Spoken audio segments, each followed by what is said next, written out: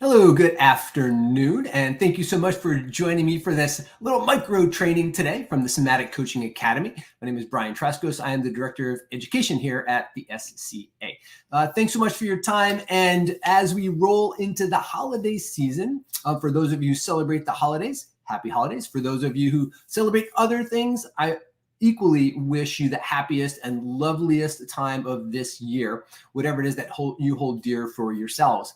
Now, we are going to take a few moments today to talk about getting what we deserve. Wow, this is such an amazing topic. And this is why. Because it is true that we actually do get what we deserve. Now, we could talk about this in a lot of different ways, and we're going to talk about this somatically, of course, as well. We're not so much today talking about kind of karmic deserving in the sense of someone did something terrible and then they get their just desserts or something like that. Okay, so we're not talking about that so much today. We're really talking more about the things that we have in our lives. And this can be the thing that we have in the world of relationships, in the world of career, finance, health, all those sorts of things. Now, the fact is, for the hundreds and hundreds and hundreds of people that I've worked with, and probably even thousands of people that I've worked with now over the decades that I've been doing this work, really what we know is that everyone who is dealing with anything at all in this world, if you're a human, in other words, like if you're a human and you're watching this and you're watching other humans in the world, we're all dealing with one of two or of three primary, what we call core situations or core wounds. And one of the primary core wounds is the wound of I'm not worthy. I don't deserve something. And we can have this primary core imprint for many different reasons. It's developmental in general. Sometimes we can pick it up coming from a parent gestationally as we come into the world with a certain imprint. Other times we learn this imprint through our developmental upbringing. However, it's a very common and pervasive imprint. I actually like to say that this core wound of I'm not deserving, actually, and this is true for all core wounds, they're not individual. They're really pervasive across individuals. It's almost like we're collectively swimming in a sea of this core wound energy. And whenever one of us tries to break free of it, tries to come above it, the really fascinating thing happens is that the people around us resist it.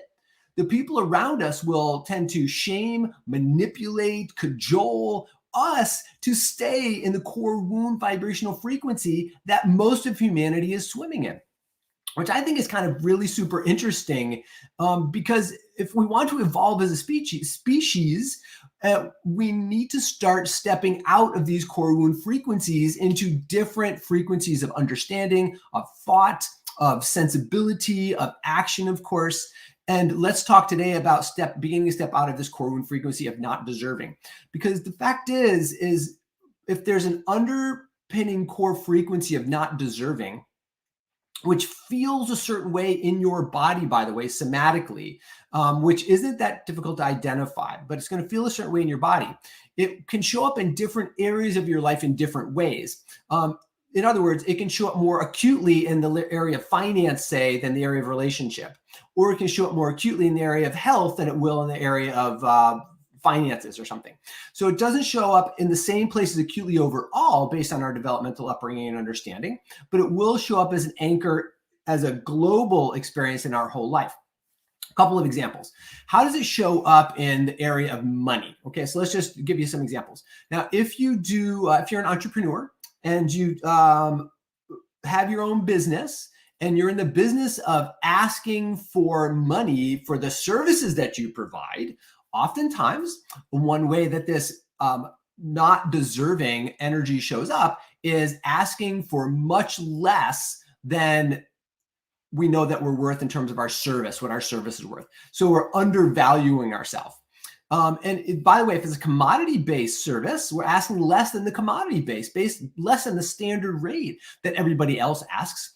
Or I've also seen that people will do the numbers in their business. They know exactly how much money they need to actually have a business, because the business is about finances, and they're not even asking enough money to have a business. They're actually asking an amount of money that will guarantee that the business fails. And when I talk with them about that and say, why aren't you asking the amount of money that it would take to run the business, it just doesn't feel good. It doesn't feel right. Okay, so that's an indicator that that is a deserving problem. So there is a ceiling on your level of deserving around money and self-worth in that regard. It can also happen that if you're in the way of receiving money as a gift or something like that, and you feel guilty about it.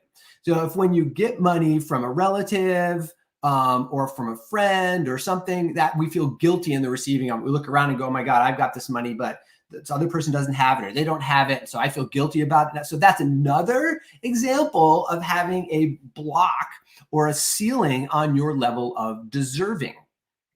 And so we can only ever get what we feel like we deserve. So the topic of this is we get what we deserve, and it is actually true. And we have a challenge of growing beyond that because it doesn't feel right. It doesn't feel right, whatever that means to you. And so feeling, of course, sensations are, of course, a somatic experience.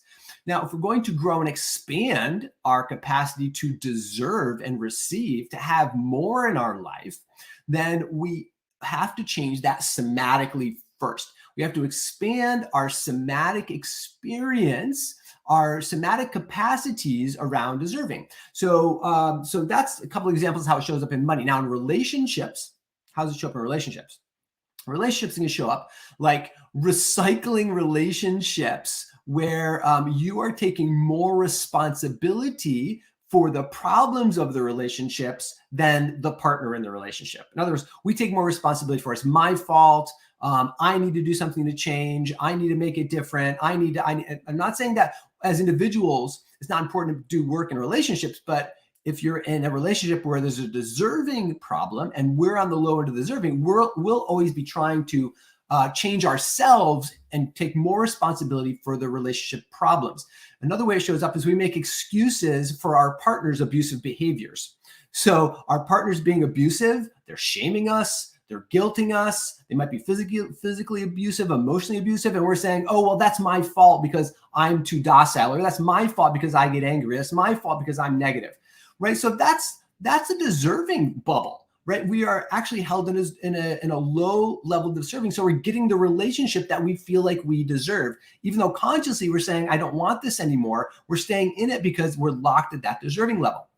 The other way you can look in relationships is we walk away from, sometimes in very painful ways, from people that could offer us an opportunity to actually grow our level of deserving. So we're walking away from relationships with people that are kind and nurturing and loving and supportive and also offer us challenge, but would actually be exactly the person we need in order to accept and receive more in our life, but we walk away from them oftentimes in very painful and distressing ways to that person. And we walk away from the nurturing, growth-oriented relationship into a relationship that holds us in a lack of deserving situation. Hopefully that's making sense. So that's how it would show up in a relationship for us as well. So either way we kind of look at this, we have to understand that if we're operating from a deserving limitation, our conscious mind will say, I want more than I have. So ask yourself, are you asking yourself, do I want more than I have? If that's happening in your conscious mind, but you're stuck at the level you're at, and you seem like you've been stuck at there for a long time, I would really start asking yourself, is this a deserving ceiling that you're under? Is this a glass ceiling? And how would you know that? Sit with it. Sit with it. How does it feel in your body? How does it feel in your body when you are stuck under a ceiling of deserving? When it's almost like you're looking through the glass ceiling and you're seeing that that's where I want to be, but I can't seem to get there. And every time I seem to go there, I am stopped somehow by my own sense of guilt or shame. Bam. So that's one of the key elements that you can look at when you're asking yourself whether or not you're trapped underneath that deserving bubble. Guilt and shame. So check those out and sit with that and see how that feels in your system to see if that is indeed where you are limited or stuck. Because in order to grow ourselves as a species, we really must be able to grow our capacity of deserving for humanity, not just for ourselves individuals, but for ourselves collectively as well. We need to do that work individually in order to lift the collective. Okay, hopefully this little micro training on deserving was beneficial for you.